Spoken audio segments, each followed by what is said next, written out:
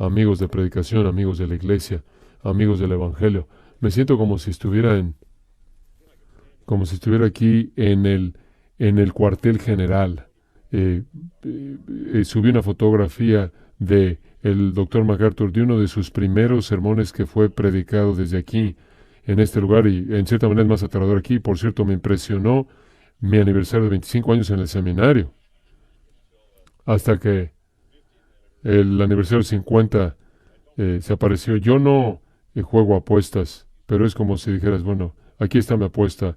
Y alguien más dijo, bueno, yo voy a apostar el doble. Bueno, muy bien, ya ganaste, así funciona. Y yo hoy escucho tu amonestación, querido hermano, pero yo simplemente me imagino qué es lo que los hermanos de Louisville están pensando. ¿Qué vamos a hacer 25 años más de esto? Pero quiero decirte que cuando llegué, tuve que deshacerme de los liberales. Tenía 33 años de edad y finalmente se dieron cuenta de que no podían sacarme. Yo iba a sobrevivir a cada uno de ellos.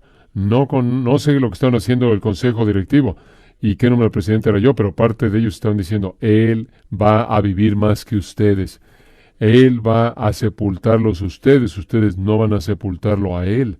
Muy bien, pero ahora creo que estamos como que en el punto de cambio, en otras palabras.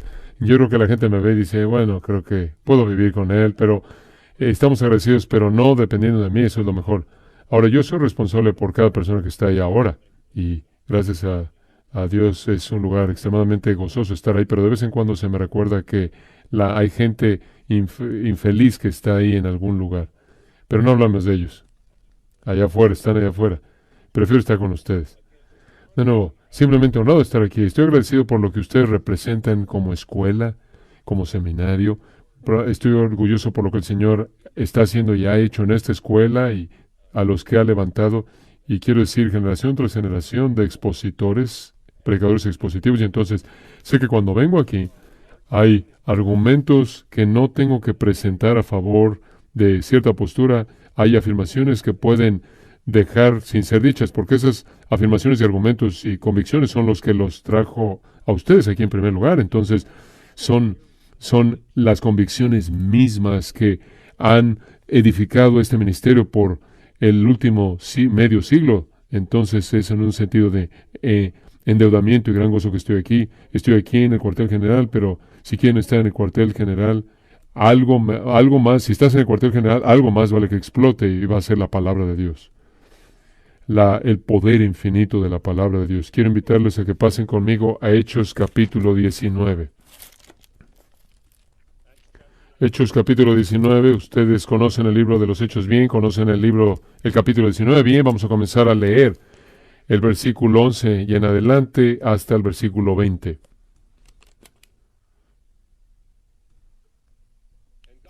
Y hacía milagros extraordinarios por mano de Pablo, de tal manera que aún se llevaban a los enfermos los paños o delantales de su cuerpo, y las enfermedades iban de ellos, y los espíritus malos salían.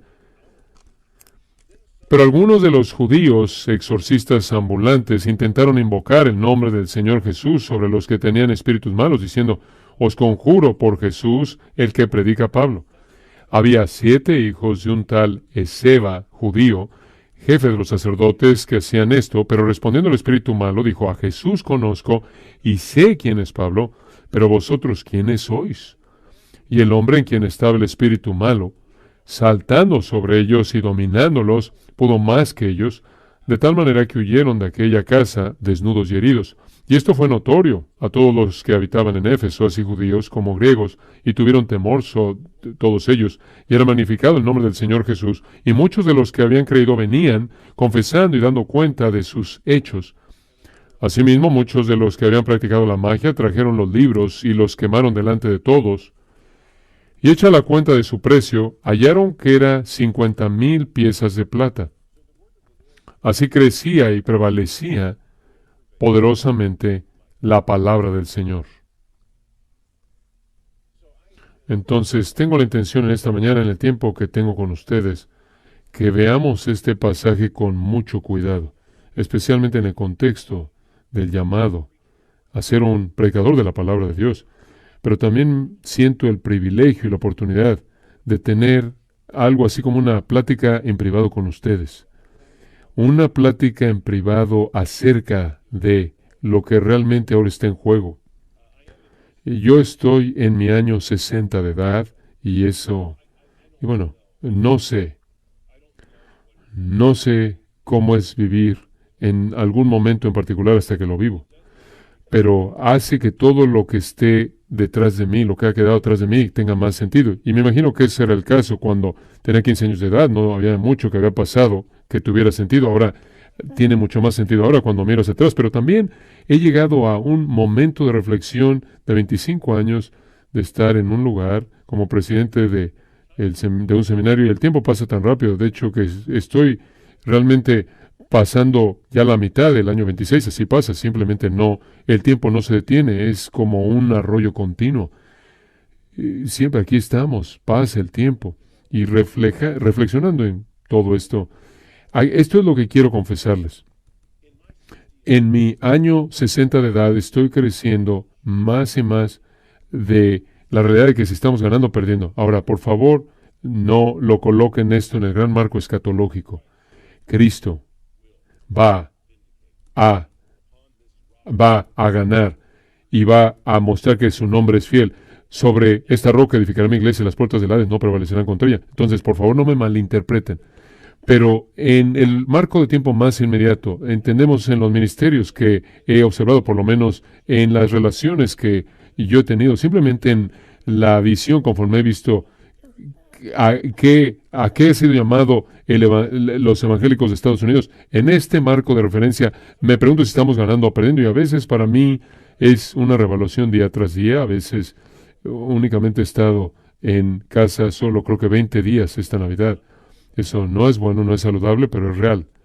Y eso es lo que demanda el poder cumplir con el ministerio al que se me ha llamado, inclusive sustentar y edificar una institución, construir una edificación.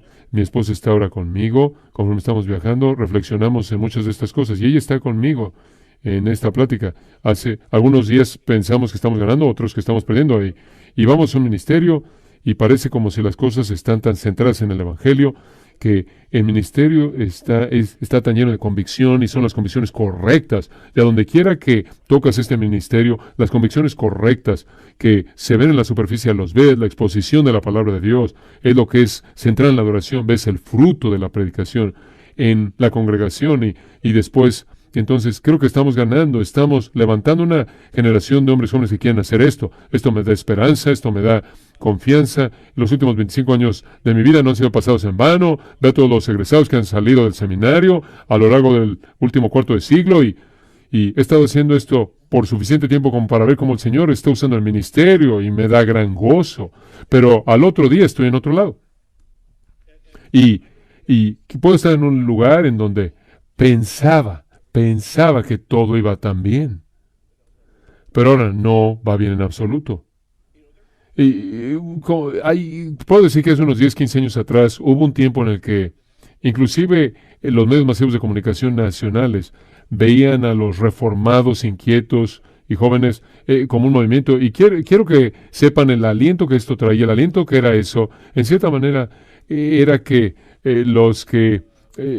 un grupo, una especie de una experiencia amorfa, digamos que la manera de pensar pragmática, de pensar que hacia un lado la teología estaba cediendo a un movimiento más escritural centrado en la iglesia y en el ministerio. Entonces se veía hace 10, 15 años atrás como si el pragmatismo y tantos otros problemas de la superficialidad evangélica se habían acabado y eran algo del pasado, y un ministerio más centrado en el Evangelio, más expositivo, mucho más doctrinal, mucho más comprometido en términos de eclesiología. Una generación con estos rasgos realmente estaban levantándose para enfrentar el espíritu de la época, y ahora, de nuevo, día tras día, no puedo confiar en mi intuición en esto. No puedo permitir que mi propio sentido de lo que Cristo está haciendo en el mundo descanse en mis observaciones diarias. Realmente estoy contento cuando estoy en casa, en Louisville, Kentucky, Y realmente es real cuando camino en el campus y veo las cosas que me gustan ver. Me emociona cuando vengo aquí. ¿A quién no le gustaría venir aquí? No solo al seminario, a la Universidad Masters, y cuando hablé ayer a la conferencia de pastores, ¿a quién no le gustaría estar aquí si quiere ser animado? Porque la verdad de Dios está siendo proclamada y defendida, lo cual significa que Dios está defendiendo su verdad. Dios está mostrando la bendición que coloca sobre la bendición de predicar su palabra. Puedes venir aquí, lo único que tienes que hacer es venir a la conferencia de pastores. Lo que más toca mi corazón es la conferencia de pastores, más que cualquier otra conferencia.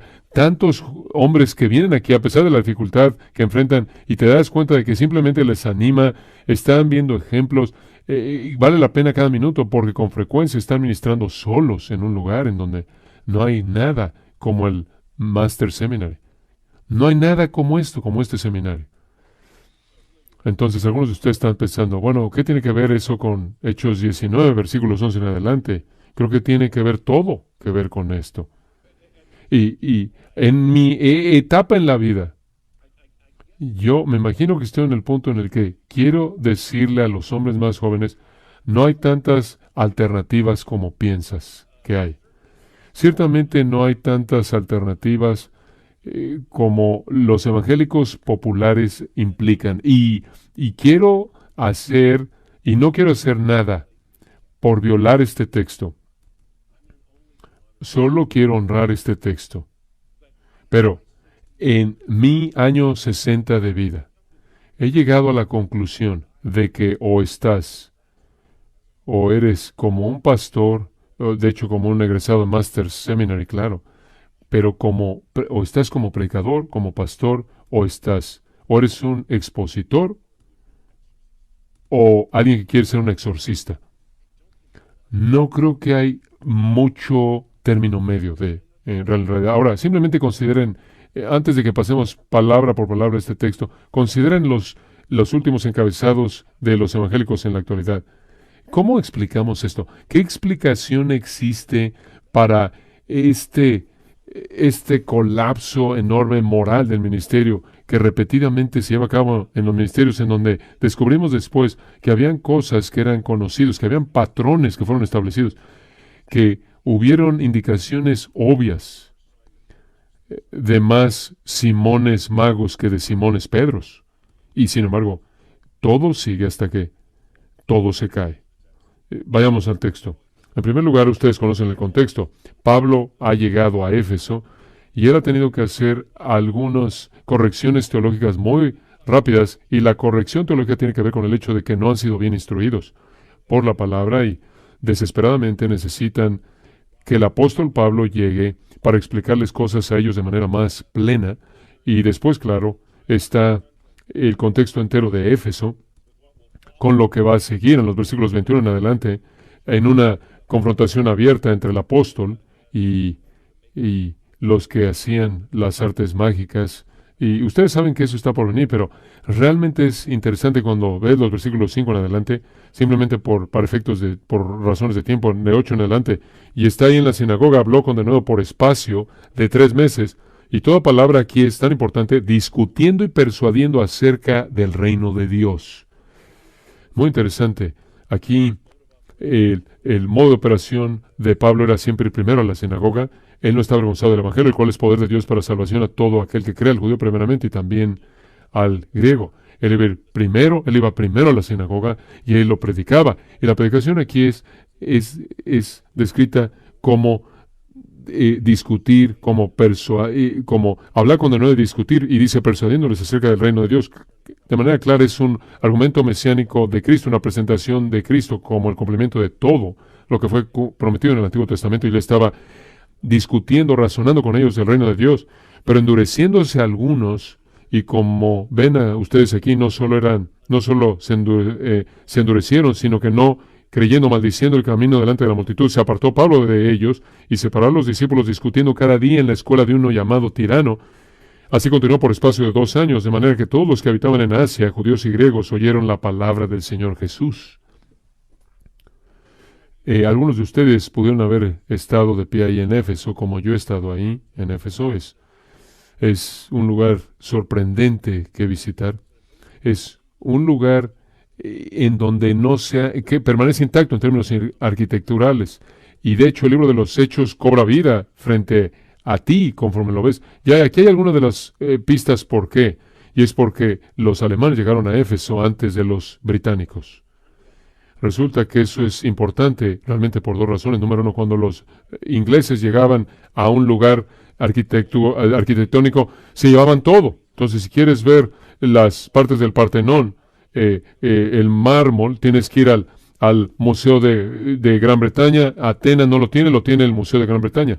Los ingleses también hicieron algo más. Los ingleses realmente comenzaron a inventar la arquitectura contextual en donde decían, no vamos a reconstruir todo, sino que vamos a mostrar in situ, en otras palabras, en el sitio en donde todo estaba. Y debido a que todo lugar ha estado, todo lo que se puede rastrear y puede contar parte de la historia y la naturaleza continua de esto, los alemanes eran exactamente lo opuesto. Los alemanes se llevaban cosas. Va a la isla del museo en Berlín y ves muchas cosas donde está el busto de Nefertiti y lo que digas, se llevaron muchas cosas a casa, pero también trataron de reconstruir las cosas. Entonces ves la fachada de la biblioteca en Éfeso, el alemán que realizó la reconstrucción, básicamente lo vio como un juego de Lego gigante, y entonces metió unió esto, lo reedificó. Los ingleses nunca lo hicieron, tampoco los estadounidenses. Iría en contra de todos los principios de arqueología moderna, pero el alemán estaba tan contento que afirmó su nombre allá al lado de la fachada para que dijeran, él es el que lo hizo. Muy bien, como un Lego gigante. Y cuando vas a Éfeso te das cuenta de que este es un área pequeña, y entonces, sea lo que sea que es conocido en Éfeso, va a ser conocido por todo Éfeso rápidamente. Y después, simplemente dado los patrones de la vida en Asia Menor, lo que pasa en Éfeso, debido a las rutas de comercio, va a ser conocido en todos lados, por todo Asia Menor, rápidamente.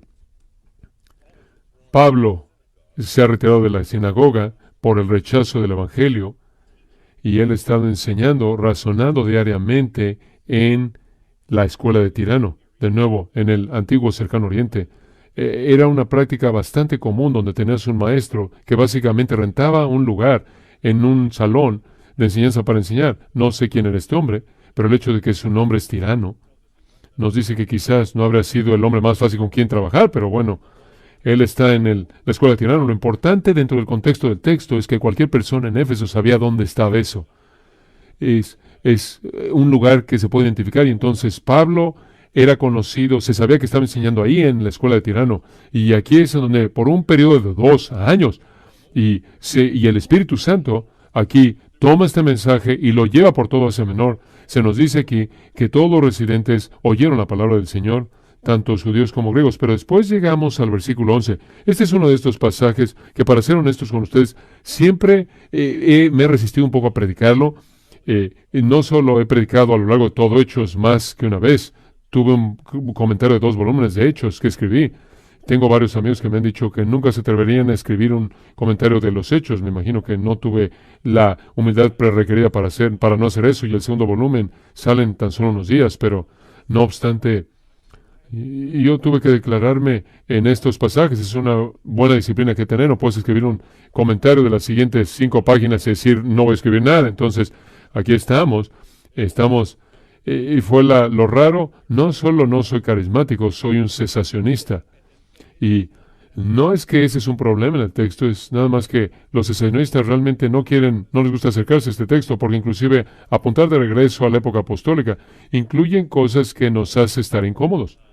No debería hacerlo, pero así es.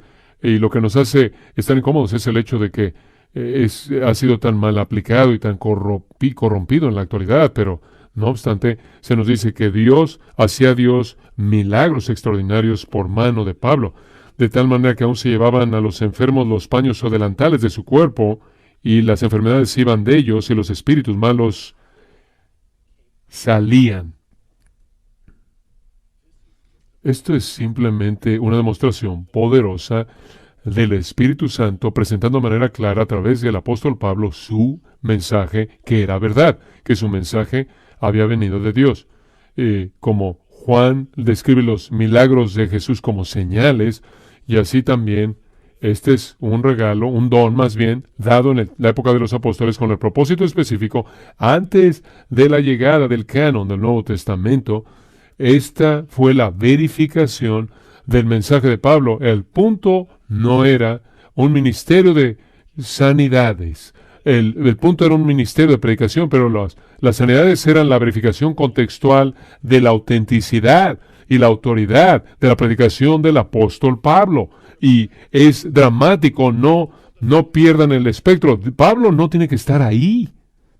Ahora, tienes que tener mucho cuidado en un texto como este. No le imponer cosas en el texto. No tenemos que hacerlo porque hay textos abundantemente en términos escriturales para presentar de manera clara que si piensas en la predicación por un momento, uno de los milagros de la predicación es que cuando predicas la palabra de Dios, entonces no tienes que estar ahí. Tú predicas la palabra de Dios y después la palabra de Dios sale de la congregación a otros lugares. Y eso es lo que pasó en Asia Menor. Nosotros, la tentación de ver la multiplicación de las sanidades sin que el apóstol Pablo estuviera ahí presente, pero lo que es más milagroso es lo que es presentado de manera clara al final del texto, es que la palabra de Dios se está esparciendo y llegando a donde Pablo no llegó. No tienes que tener al apóstol Pablo en todo lugar y en todo momento en Asia Menor para que el evangelio sea predicado. Ese es el punto de los discípulos, ese es el punto del ministerio de multiplicación mediante predicadores de la palabra. Pero el pasaje realmente se pone interesante, se vuelve interesante, porque no es solo la sanidad de enfermedades, es el exorcismo de espíritus malos. Y las cosas están a punto de volverse muy interesantes. Como ven aquí al seguir, el versículo 13 nos dice: pero algunos de los judíos exorcistas ambulantes intentaron invocar el nombre del Señor Jesús sobre los que tenían espíritus malos. Ahora, esperemos por un momento. Al escribir este comentario de Hechos y al predicar dos veces el libro de los Hechos, hice que bajara la velocidad. Y una de las preguntas que como expositores tenemos que hacer es: ¿por qué es que esto tiene un sentido tan inmediato, tan claro, para aquellos que oyeron o leyeron por primera vez el libro de los Hechos? ¿Por qué dice, no podemos pasar por alto algunos de los judíos exorcistas ambulantes? ¿Algunos de ellos? ¿Hay tantos de ellos? ¿Es importante? Puedes decir, algunos de los judíos exorcistas. Entiendo lo que estás diciendo.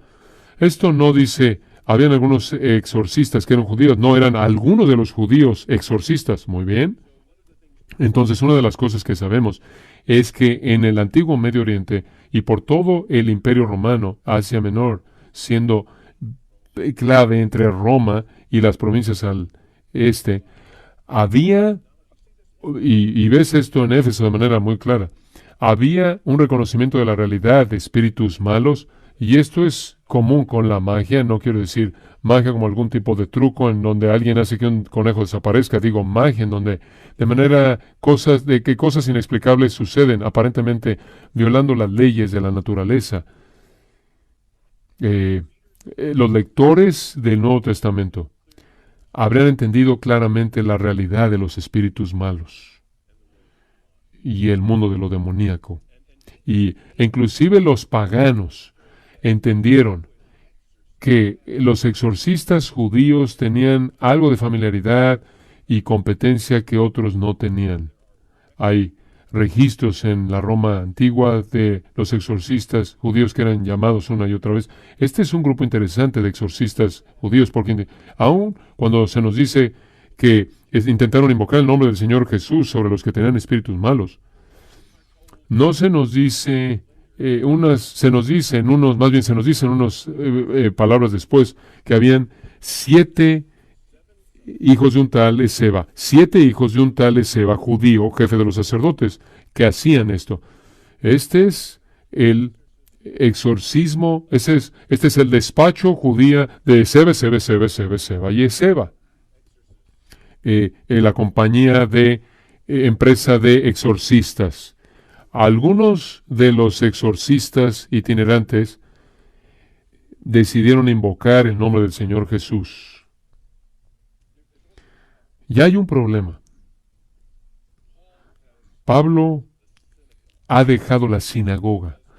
debido a obstinación y resistencia a la predicación del Evangelio, la predicación acerca del reino de Dios, ha tenido que hacer como lo ha hecho en otros lugares, ha tenido que dejar la sinagoga y ahora ha estado enseñando en la escuela de Tirano y, sin embargo, los exorcistas judíos están activos en el área y los mismos exorcistas que están representando al judaísmo que rechazó el Evangelio, que demandó que Pablo dejara la sinagoga y se metiera a la escuela de Tirano, ahora están buscando invocar el nombre del Señor Jesús. Todo foco rojo inimaginable debe estar encendiéndose. Y hay una incongruencia que tenemos que reconocer. ¿Por qué es que ellos buscarían invocar el nombre del Señor Jesús cuando ellos habían rechazado el mismo nombre en la predicación de Pablo? Y entonces la respuesta es porque quieren el exorcismo, no quieren la exposición. Entienden el poder del nombre del Señor Jesús, demostrado en el hecho de que cuando Pablo predica a Jesús, es acompañado por señales de tal manera que ni siquiera tienes que Pablo esté presente, simplemente con que un pañuelo toque su piel y se lleva a cabo su unidad. El idioma, las palabras que usan ellos es de una importancia extrema. Ellos buscaban invocar el nombre del Señor Jesús sobre aquellos que tenían espíritus malos, diciendo, os conjuro por Jesús, el que predica Pablo. Es bastante ingenioso, bastante ingenioso. No están mandando a los espíritus malos en el nombre del Señor Jesús. No tienen confianza en absoluto en el nombre del Señor Jesús. No están aceptando la deidad del Señor Jesús. No están afirmando a Jesús como el Cristo, el Mesías, sino que más bien meramente están buscando invocar un nombre y en cierta manera, en un sentido de segunda mano, es el Señor Jesús a quien Pablo predica. Están intentando no buscar, no pegarse a Jesús, sino a Pablo. Ahora hay todo tipo de aplicaciones que salen de aquí. Una de ellas es que no es posible que prediques al Señor Jesucristo, no puedes predicar al Evangelio una vez que lo predicas de segunda mano. No puedes predicar en el púlpito en base de las convicciones de otro predicador. Puedes entender, aprender, puedes aprender su convicción, puede emerger convicción en ti, pero ver un predicador que usa bien la palabra del Señor, puedes aprender de él, pero no puedes predicar en base a las convicciones de otro predicador. No va a funcionar. No puedes invocar una convicción de segunda mano al predicar la palabra de Dios. Podría verse como si funciona por un momento, pero no puede funcionar porque el Espíritu Santo no está metido en eso. Va a ser mostrado por lo que es. Rara vez, probablemente, y de manera tan vívida como es el caso con frecuencia en Éfeso, 7 hijos de un esceba judío hacían esto, pero respondiendo al espíritu malo dijo esto, y esto es interesante, realmente interesante. El espíritu malo habla. Una de las cosas interesantes cuando lees los evangelios sinópticos es, ¿quién sabe quién es Jesús primero? Y una de las cosas interesantes es descubrir con qué rapidez saben los espíritus malos saben quién es Jesús antes que los discípulos y lo dicen. Y los espíritus malos hablan aquí, es singular, el espíritu malo, y dijo, a Jesús conozco y sé quién es Pablo, pero vosotros, ¿quiénes sois? Ahora en contexto, esta es simplemente la pregunta más humillante que se pregunta en todo el Nuevo Testamento. A Jesús conozco. Él es mi condenación. Y sé quién es Pablo. Él es el predicador de condenación. Pero, ¿vosotros quiénes sois? ¿7 hijos de quién? La compañía de exorcistas de Seba, por favor, ¿vas a mandarme a mí que salga de mi casa en el nombre de Jesús a quien Pablo predica? Tienes que esto te tiene que encantar. Se pone peor.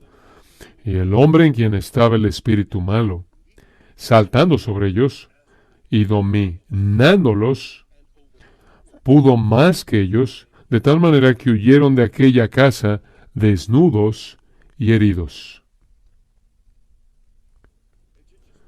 Sí, simplemente determina en este momento, tú determina en este momento, que esto nunca, jamás te va a pasar a ti. Y digo esto con toda la seriedad que puedo decirlo, y lo digo para mí mismo.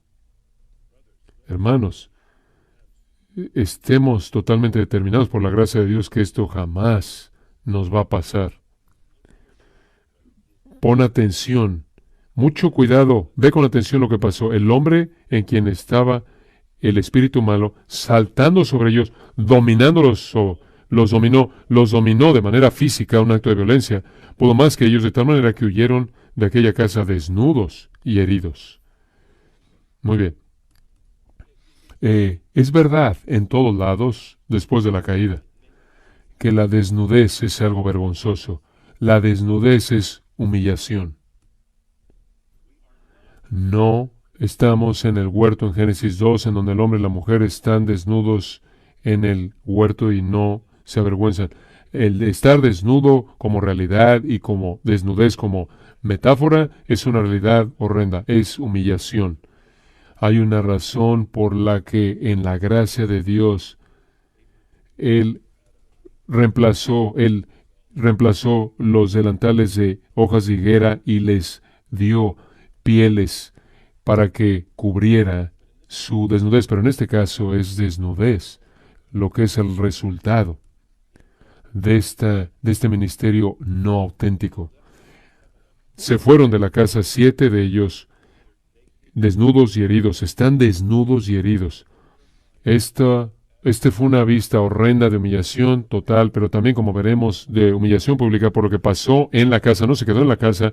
Tienes a 7 hijos de un tal sacerdote llamado Esceva, desnudos y sangrando de ese lugar, saliendo del lugar de su humillación. Humillación, por lo menos, está centrada en el hecho de que ellos no son predicadores del Evangelio, no son creyentes, no son regenerados, no son hombres llamados por Dios a predicar el Evangelio. Y lo que es más importante, no son el apóstol Pablo, no conocen a Cristo, únicamente buscan llevar a cabo exorcismos en el nombre del Señor Jesús que predica a Pablo. Y aún eso lo aclaran con la palabra quien Pablo predica. Y aquellos en el ministerio que tú vas a tener que van a rechazar a Cristo, pero van a buscar aferrarse a ti. Es un aspecto de relación en el ministerio. Y pueden sentirse como inclusive estar cerca de ustedes, aunque pueden pensar que, aunque rechacen a Cristo, pueden pensar que al estar cerca de ti hay cierta atracción. No puedes permitir que haya personas que tienes que identificar eso, que hay personas que quieran estar contigo aun cuando les parece que Jesús es repulsivo. Ahora, la humillación de estos hombres no es un acontecimiento privado. Salen de la casa heridos y desnudos. Y el siguiente versículo es uno de los más pasados por alto en todo el Nuevo Testamento. Y esto fue notorio a todos los que habitaban en Éfeso, así judíos como griegos. Y tuvieron temor todos ellos, y era magnificado el nombre del Señor Jesús. Esto te tiene que encantar. Esto fue notorio a todos los que habitaban en Éfeso, así judíos como griegos. Y ahí en los titulares de las noticias del periódico de Éfeso, 7 hijos de Éfeso, se vieron 7 hombres de un sumo sacerdote desnudos, caminando por todos lados y heridos. Esto es horrendo. Creo que esta es la condenación de la empresa de Esceva. No creo que la reputación de los exorcistas va a sobrevivir esto. Están totalmente desnudos. Se les muestra por lo que son. Hermanos, quiero hacerles una pregunta. En los últimos días, ¿acaso no hemos visto eso frente a nuestros ojos? ¿No vieron a 7 exorcistas huyendo de la escena, pero vieron la caída de un ministerio muy público? De una manera muy pública. Y no fue el primero y no será el último. Cualquiera que ha visto la casa, cualquiera que vio a la casa de Seba como creyentes, cualquier creyente viendo la casa de Seba tuvo que entender lo que era y en algún punto tuvo que entender, esto no es un ministerio auténtico, hay un cáncer profundo aquí, esto es exactamente el antitipo del ministerio. Este no es el ministerio del Señor Jesucristo, meramente está tratando de usar el nombre del Señor Jesucristo, y mientras tanto, de una manera secundaria, como ustedes saben, inclusive al punto de citar y conjurar en el nombre del Señor Jesús a quien Pablo predica. No puedo leer los corazones de nadie realmente.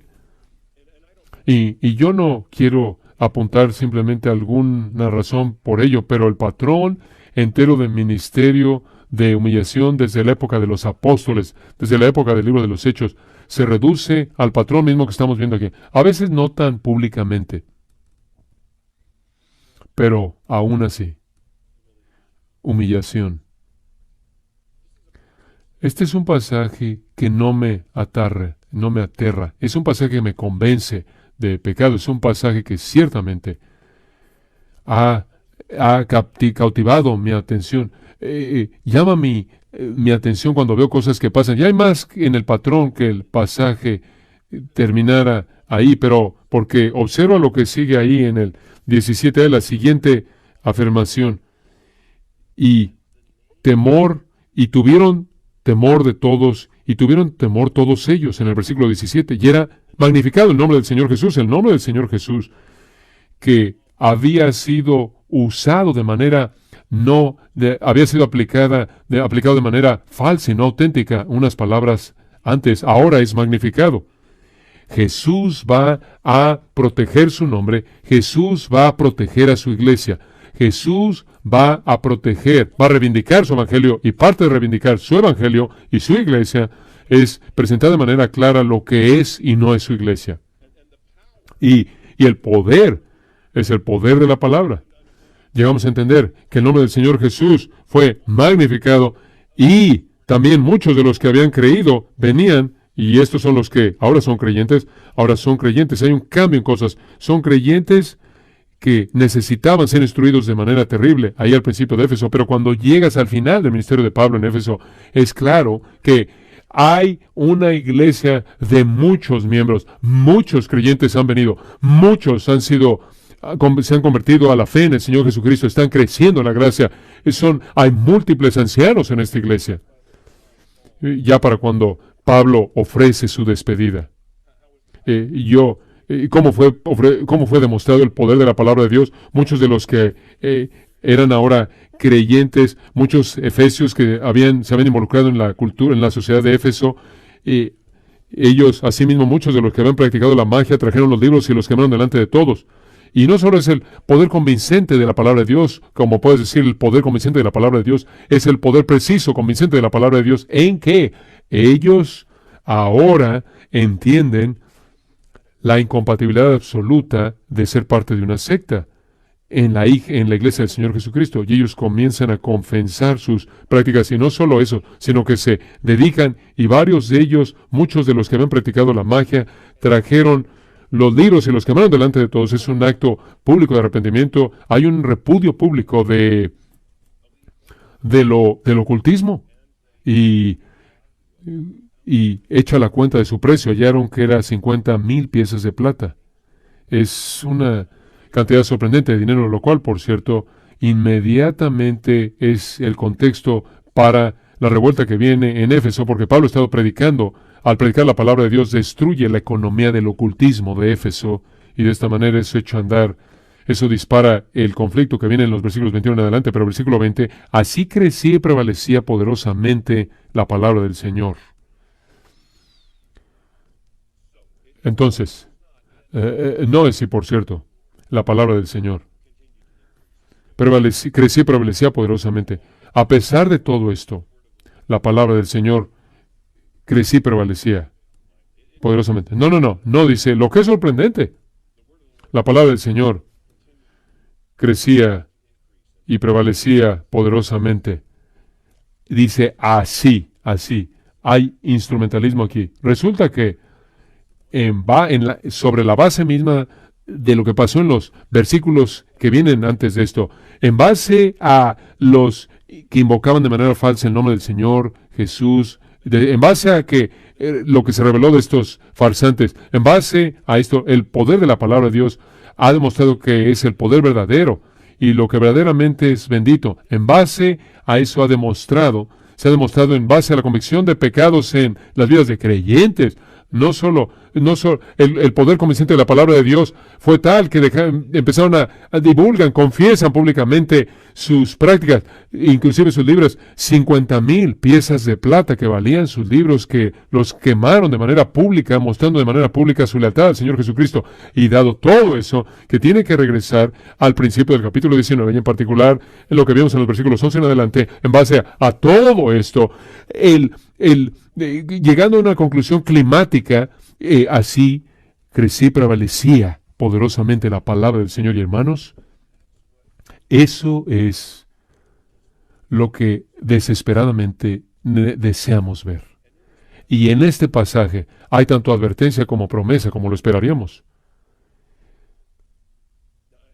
Y hice una afirmación que nunca diría hace 2 años atrás, pero ahora lo digo aquí. Creo que al final del día solo existen esas dos alternativas, en donde o somos expositores o somos exorcistas. Y a lo largo del tiempo va a ser revelado. O que somos aquellos que exponen la palabra, o aquellos que tratan de conjurar de manera falsa el nombre del Señor. Y me es horrendo en esta etapa de mi vida cuánto conjuro en el nombre de Jesús se lleva a cabo en nombre de la iglesia cristiana. Cuánto conjuro en el nombre de Jesús, conferencia tras conferencia, movimiento tras movimiento, mega iglesia tras mega iglesia, medios, redes sociales, fenómenos de redes sociales, uno tras otro, conjurando al nombre del Señor Jesús. Ahora sé esto, que ese no es el ministerio. Ese no es el ministerio cristiano. Ese no es lo que se nos ha asignado como ministros del Evangelio, predicadores de la palabra de Dios. Pero es algo que será revelado de una u otra manera, en humillación, y creo que tenemos que reconocer que esto podría ser una forma múltiple de humillación. Digo, podría ser así, o podría ser como los encabezados recientes para nuestro mero horror, nuestro horror absoluto ante un mundo incrédulo. Existe la experiencia de ser despojado y terminar desnudo y que se te haga correr desnudo por la ciudad. Hermanos, por la gracia y misericordia de Dios, que eso nunca nos pase a nosotros. Puede pasar de otras maneras. Puede pasar en lo que vemos en algunos ministerios en donde parece haber mucho ahí hasta que de pronto lo que parecía estar ahí se acabó. Y quizás es más fácil ver esto cuando no vives en un lugar, pero cuando yo vengo a la parte sur de California, yo no puedo evitar sino manejar y ver, y mira, solía haber un ministerio muy famoso ahí. Solía haber una iglesia muy grande ahí. Solía haber letreros, solía haber señales de vida ahí, pero no más. Porque, de hecho, no estuvo edificada sobre la palabra de Dios en absoluto. Estaba en un conjuro de Jesús. Y podría suceder de una tercera manera, y esto lo sabemos, y esto es cuando todos los secretos son revelados, en donde la naturaleza verdadera de todo corazón y de todo ministro y de todo ministerio va a ser aclarado de manera muy evidente. Inclusive estos exorcistas, si no hubieran sido desnudados y se les hubiera hecho correr por todo Éfeso, habrían sido juzgados. Así es igual de verdad, igual de justo, nada más que no ahora. Entonces, permítanme dejarlos con el aliento de que este texto nos apunta en su conclusión, nos apunta a su conclusión. Así crecía y prevalecía poderosamente la palabra del Señor. Entonces, así como lo he hecho, creo que las únicas dos verdaderas alternativas que existen son o ser un expositor o un exorcista. Y también quiero decirte que aunque diga eso, que cuando ves el versículo 20, asimismo, así crecía y prevalecía poderosamente la palabra del Señor, debes reconocer que ese así significa todo lo que precedió en ti y en tu ministerio. Cristo va a ser glorificado. O a través de la reivindicación de tu ministerio, la demostración del poder del Evangelio y el poder de Cristo y el poder de la palabra a través de tu ministerio, o a través de su fracaso. Lo cual, lo que es bastante extraño, también podría podría ser lo suficientemente horrendo mostrar el poder y el juicio de Dios, de Cristo. Entonces la palabra crecía, prevalecía poderosamente la palabra del Señor. Hermanos, yo pretendo aferrarme a eso el resto de mi vida y creo que estoy en un lugar en donde estoy en un suelo sólido por saber que ustedes están determinados junto conmigo por la gracia de Dios.